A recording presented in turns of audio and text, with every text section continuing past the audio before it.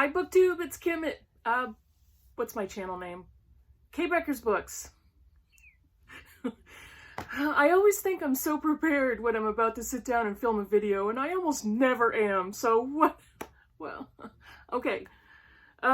What's today? The 10th? I think, Saturday the 10th? So welcome to My Bookish week. It was a fair week last week. I actually did finish a book late last night, which I was really happy about. And we went apple picking last weekend, so I'm not sure if a bushel is one of those great big bags of apples, but that's what you do when you live in New England and it's autumn, you go apple picking. So I've got some little video clips and pictures scattered here and there. Hope you enjoy those. It was gorgeous. It's gorgeous today. I'm gonna go out and actually visit a friend today for brunch. Very safely, social distancing and mask wearing and outside and all of it, but I can't wait because we haven't seen each other since probably February. So what did I read last week? Stop my yammering and let me tell you. So let's see. I finished the first quarter of These Truths by Jill Lepore. This is for the These Truths read along hosted by Karen Evans, and we finished the first quarter, which were the years I never remember, the years 1492 to 1799. Covers a lot of years, but there's a lot in there about how the country was founded and by who was already living here, how the Puritans arrived, why they were called Puritans, what were the early colonies made up of, what were the attitudes of early colonists to indigenous people and, or the native peoples. I'm not going to call them Native Americans because it wasn't America. So how did all that come about? What was the cultural climate and the political climate? And it was fascinating. It went up to the year 1799, like I said. So that includes Revolutionary War, that includes the Declaration of Independence, the United States Constitution, our first president, George Washington. There's so much here that was fascinating to me. And this is not an alternate history. This is a lot of American history that we're simply not taught in schools. And so a lot of it came as somewhat of a surprise to me, not because I didn't already know it or hadn't heard about it, but because it was confirmation of some of the things that, quite honestly, many Americans really don't want to admit, or it's painful to read about. It's painful to know, to have the knowledge of how our country was founded. So what I'm going to do is I'm actually going to create a separate video on the first quarter of this book, along with my supplemental reading and my supplemental watching. So stay tuned for that video, probably early next week. I also finished the Declaration of Independence and the United States Constitution. This is a little Penguin Civics classic. And I also have a format of this book for the Federalist Papers, which I have not read yet. But again, fascinating reading. Declaration of Independence is basically a laundry list of grievances that Thomas Jefferson wrote to King George in Britain, and why we were pissed off at having to be under royal rule, or how King George still believed we were. So that was really interesting. And then the United States Constitution, all of its articles and its amendments. Again, interesting and fascinating reading. This version is introduced and is edited by Richard Beeman. And what he does is, in between each of the articles and the amendments in the Constitution, as well as the Declaration of Independence, he has commentary. So along the way, he's explaining why each of those articles was written, who brought it up, along the way, he kind of shows you how many representatives from each state was involved in creating these documents and introducing the articles and the amendments. Quite a bit of that I didn't need to read, only because I had been reading it in These Truths by Jill Lepore already, but I did read quite a bit of it. I'm going to hold on to this, and I'm going to read this many more times over and continually learn more about our nation's documents. this along with the Bill of Rights, and I will read the Federalist Papers. And there are some more of these volumes. There is Common Sense by Thomas Paine that I would like to get my hands on. And there's 3 other volumes that maybe one day I might. Lincoln Speeches, American Political Speeches, and Supreme Court Decisions. The last one sounds fascinating as well. I did DNF something. I DNF'd a graphic novel about Alexander Hamilton, and the subtitle is The Graphic History of an American Founding Father. I'm not a big graphic novel reader, but this one definitely fit in with these truths, and so I thought I'd pick it up. I got it at a discount. That's kind of the artwork style, and it's basically exactly what it sounds like. It's the story of Alexander Hamilton. I DNF'd it because if I read a graphic novel, it has to really capture my attention. I'm not a normal consumer of graphic novels. This one was too close to glorifying the dead white man, and to be blunt about it. And it was fine. It's just I was not interested in reading any more of that style or format of history. I like the path that I'm on, so I stuck with that. And the book I finished last night is Arturo Pérez Reverte's Queen of the South. And I apologize if I've been butchering his name all along.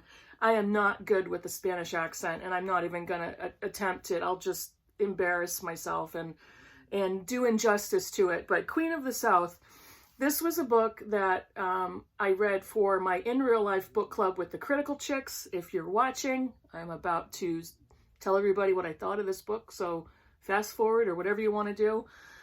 I'll continue to hold this up so you know I'm still talking about it. This was a book I should not have liked. The topic is a Spanish female drug lord. She starts off her career in Mexico. She's Mexican by birth.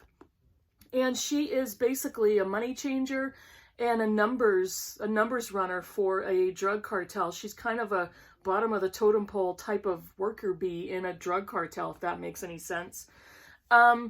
Through different plot situations and very early on in the book, it's really obvious, not a spoiler, the man that she is with, who she is basically in love with, who is also part of the same drug cartel, is murdered. And she has to go on the run.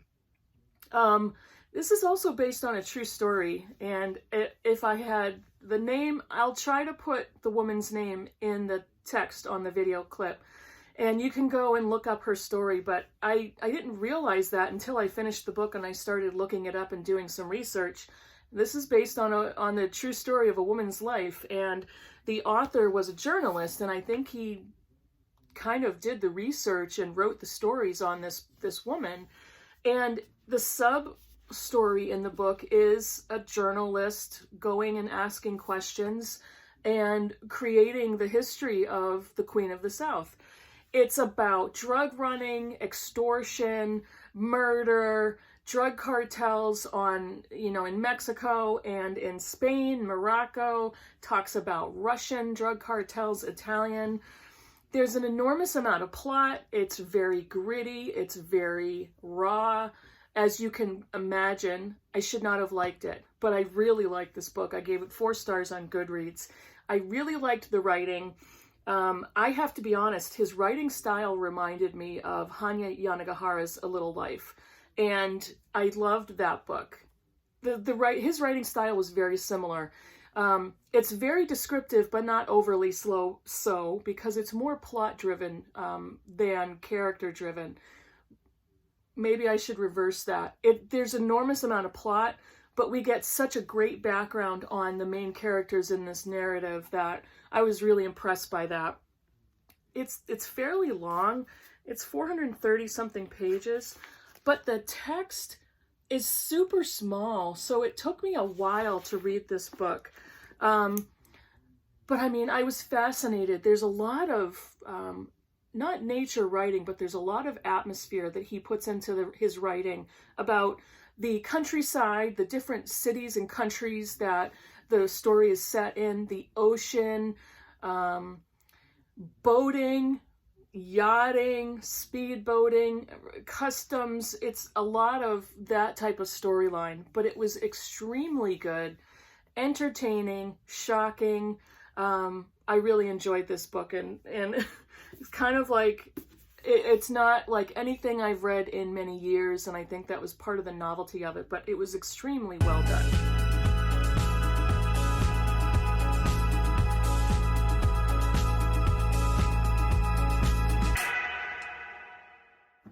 That's what I finished last week. What am I currently reading? I am joyfully reading Daniel Deronda with Alba from Seriella for a buddy read for Victober. This is Daniel Deronda by George Eliot. Love. George Eliot is probably one of my new favorite classics authors, and I love this book so far. I finished with book 1. It's separated into 8 books, and Alba and I will be checking in later today. I am loving the story, and Gwendolyn is a young character, Victorian woman who you love to hate. You love to be frustrated with, and you love to like, ugh, what is she saying? She's awful. But there's also a charming side to her. It's a very weird combination, but George Eliot writes her so well. And this is what we're reading for Victober. We're probably going to spread this out over the next 2 months into November. But so far, I'm really loving that book. I'm also reading Possession by A.S. Byatt for the Barter Hordes Book Club. It's set in, this book was published in 1990, I think, and it's set in current times, but it flips back and forth in time to a couple of Victorian poets. So it does fit for Victober, and I just got started with this one. This is my second attempt with this book. I tried it many years ago with the Critical Chicks and never finished it. So I'm just started on that one. And as well, for Victober, I am reading Jane Eyre. This is my first book in my first A Couple of Books book series. I'm going to be reading Jane Eyre, and then once I'm finished with this, probably sometime in November, I will read Wide Sargasso Sea by Jean Rhys, and possibly the short story collection Reader, I Married Him by Tracy Chevalier. And I've been getting started on that one.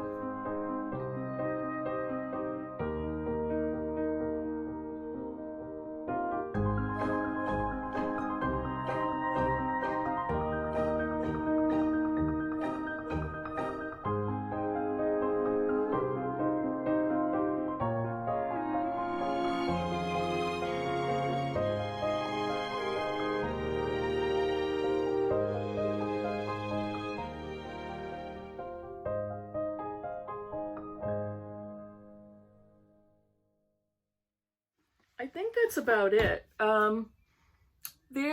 There were a couple of libraries that advertised they were opening up library sales. One of them is a very small town library I've already been to, and I did a library book haul a month or so ago, maybe 2 months ago, and they were extremely careful and cautious. It's a very small library, only 5 people were allowed in at a time, and I ended up getting 4 books there, which I had hauled, and I think they were in my thrifty book haul video, which I'll link. But this weekend and for the next week or so, there's a larger library about an hour from me in Massachusetts, in the town my mother used to live in. I was considering, I'm not sure, I really wanted to go to another library sale, but I've been working on an unhaul project, and I've got a massive amount of books to unhaul, and I'm trying to decide, do I bring them to a local used bookstore where I can get credit? I may. Do I give them to a friend to sell? Do I donate them to Goodwill? I've got a lot of different possibilities, but I really do have that many to get rid of. And these are books I've either read and didn't like, or I read and didn't feel the need to keep, or books that I've had for so long that I am no longer interested. And unfortunately that happens here and there. Most of the time they are books that I picked up for 50 cents or $1. Or I've had for so long I don't even remember. I'm just looking now. I don't even remember where I got them. So I'm going to be getting rid of quite a bit. I think I'm going to avoid the library sale for now and just concentrate on spending time with family, spending time with friends, and reading. So that's it for this week. It was a nice short quick one. Hope you enjoyed some of my clips and my pictures. Write a comment down below. Let me know what you think of any of these books. Let me know what you thought of my reading week. If you haven't subscribed, please do that, and thank you, and I will see you in the next video. Bye, everybody.